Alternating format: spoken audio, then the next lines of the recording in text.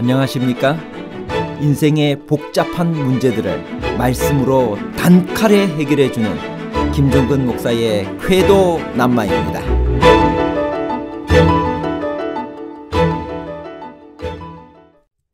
솔로몬이 기브온 산당에서 1000번제를 드린 것은 왕이 혼자 그 엄청난 수의 제물을 직접 드렸다는 의미인가요? 아니면 솔로몬이 그 제단에 번제를 드렸다는 표현은 단지 제물을 드린 주체를 왕으로 표현한 것뿐인가요? 직접 참여와 대표성에 관한 복잡한 문제를 하나님 말씀의 가르침으로 명쾌하게 해결해 드리겠습니다. 솔로몬은 어디서 제사를 드렸나요? 1000번제란 무엇을 말하는 것인가요? 솔로몬은 왜 기브온 산당에서 1000번제를 드렸나요? 열왕기상 3장 2절에서 4절입니다. 그때까지 여호와의 이름을 위하여 성전을 아직 건축하지 아니하였으므로 백성들이 산당에서 제사하며 솔로몬이 여호와를 사랑하고 그의 아버지 다윗의 법도를 행하였으나 산당에서 제사하며 분향하더라. 이에 왕이 제사하러 기브온으로 가니 거기는 산당이 큼이라. 솔로몬이 그 제단에 1000번제를 드렸더니 솔로몬은 여호와를 사랑하고 그의 아버지 다윗의 법도를 따라 행하는 사람이었습니다. 왕이 된 후 그는 무엇보다 먼저 여호와께 마음을 다하여 제사를 드리고 싶었습니다. 그러나 그때까지 예루살렘에는 아직 성전이 건축되지 않았습니다. 사람들은 산당에서 제사하며 분향하고 있었습니다. 이에 솔로몬 왕은 기브온 큰 산당으로 가서 거기서 1000번제를 드렸습니다. 여호와는 내가 너희의 산당을 헐 것이라고 하였는데 왜 이스라엘 백성들은 산당에서 제사를 드렸는가요? 솔로몬은 왜 꼭 기브온 산당으로 갔을까요? 그는 왜 1000번제를 드렸나요? 산당이란 히브리어 바마의 문자적 의미로 높은 곳입니다. 영어로는 high place로 번역됩니다. 산당은 종종 고지대의 푸른 나무 아래 세워졌습니다. 여호와께서 산당을 헐라고 명하신 것은 그곳이 우상 숭배의 현장이었기 때문입니다. 모세의 율법에 의하면 희생제물은 반드시 회막으로 가져와야 하고 야훼에서 드릴 수는 없었습니다. 가나안 생활을 시작한 이스라엘 백성들은 성막을 중심으로 제사를 드렸습니다. 그곳이 처음에는 실로였습니다. 그래서 그곳은 내가 처음으로 내 이름을 둔 처소 실로라고 불렸습니다. 그러나 법궤가 떠난 이후 실로는 황폐화되었고 이스라엘 백성들도 가나안의 영향으로 산당을 짓고 하나님께 예배를 드리기 시작했습니다. 성전이 세워지기 이전까지는 바람직하지는 않았지만 불가피한 상황이었습니다. 그래서 백성들은 나라 전역의 여러 곳에서 희생을 드렸습니다. 사울이 처음으로 성읍에서 사무엘을 만난 것도 사무엘이 백성들과 식사하기 위해 산당으로 막 떠나려던 참이었습니다. 이런 산당 예배는 솔로몬 취임 당시까지 마찬가지였습니다. 그것이 그때까지 여호와의 이름을 위하여 성전을 아직 건축하지 아니하였으므로 백성들이 산당에서 제사하던 이유입니다. 솔로몬도 이런 상황에서 산당으로 제사를 드리러 간 것입니다. 즉위 기념 제사를 드리고 싶었던 것입니다. 그러면 그는 왜 꼭 기브온으로 갔을까요? 본문은 그 산당이 컸기 때문이라고 말합니다. 그러면 그 산당은 어떻게 다른 산당에 비해 더 커졌을까요? 다윗이 제사장 사독과 그의 형제 제사장들에게 기브온 산당에서 항상 아침 저녁으로 번제단 위에 여호와께 번제를 드리게 했기 때문입니다. 그러면 다윗은 왜 사독에게 그런 직임을 맡겼을까요?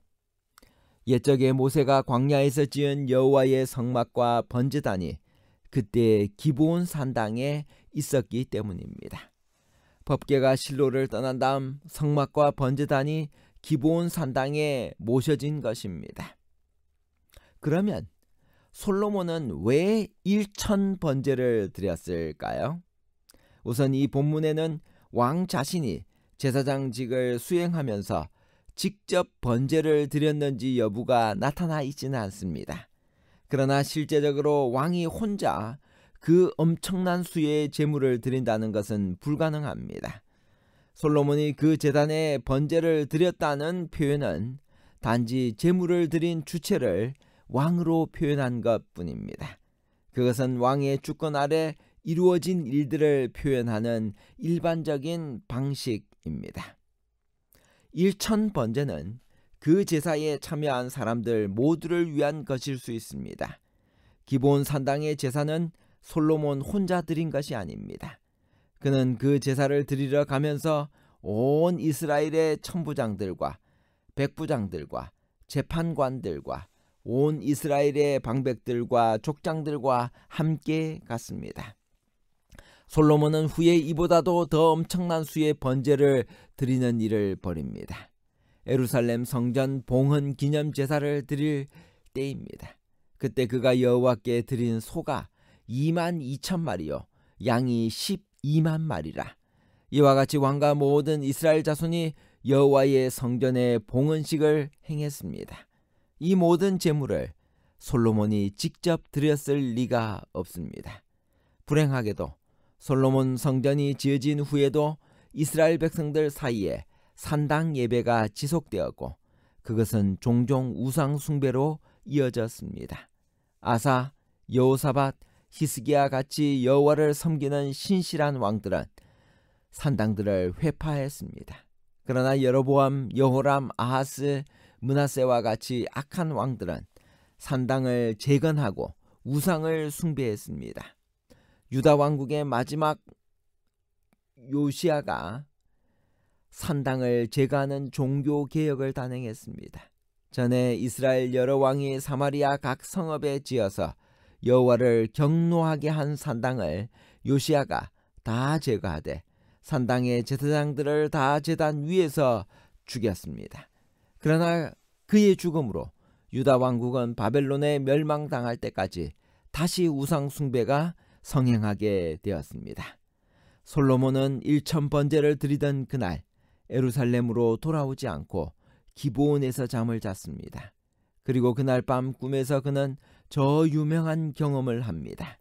그의 꿈에 나타난 여호와께서 그에게 내가 내게 무엇을 줄꼬 너는 구하라고 묻습니다. 그는 듣는 마음을 종에게 주사 주의 백성을 재판하여 선악을 분별하게 하옵소서라고 대답합니다. 개역 성경은 레이브 쇼메아를 문자적인 번역으로 듣는 마음이라고 번역했습니다. 그러나 그 이전 개역 한글은 지혜로운 마음으로 번역했습니다. 병행 구절인 역대하 1장 10절에는 그가 구한 것이 지혜와 지식으로 히브리어로는 호크마 우마다로 표현되어 있습니다. 지혜를 구한 그의 마음이 여호와를 감동하게 했습니다. 그래서 그는 구하지 않은 부와 재물과 영광도 받았습니다. 지혜를 구한 그의 지혜가 놀랍습니다. 지혜를 구한 솔로몬의 마음에 대해 선지자왕 30페이지에는 다음과 같이 말합니다. 솔로몬은 자기 자신이 하나님의 도우심이 없이는 자기에게 맡겨진 책임들을 전혀 감당할 수 없는 무력한 작은 아이임을 깨달았다. 그는 분별력이 부족함을 알고 그것의 필요를 절실히 느껴서 하나님께 지혜를 구하게 되었다. 그의 마음속에는 자기가 다른 사람보다 위대하게 되려고 지식을 갈구하는 이기적인 야망이 없었다. 그는 부과된 의무들을 충실히 수행하고자 하였고 그의 통치가 하나님께 영광을 돌릴 방편이 되게 할 재능을 선택하였다. 솔로몬이 종은 작은 아이라 출입할 줄을 알지 못합니다 라고 말했을 때보다 더 부유하고 현명하고 참으로 위대했던 때는 결코 없었다. 결론입니다. 첫 번째, 솔로몬이 기브온 산당에서 1천 번제를 드린 것은 왕이 혼자 그 엄청난 수의 제물을 직접 드렸다는 의미가 아니라 솔로몬이 그 제단에 번제를 드렸다는 표현은 단지 제물을 드린 주체를 왕으로 표현한 것뿐입니다. 둘째, 솔로몬은 하나님께 지혜롭고 총명한 마음을 구했습니다. 셋째, 솔로몬의 요청에서 배울 교훈은 겸손했고 부귀와 영광을 구하지 않았다는 것입니다. 감사합니다.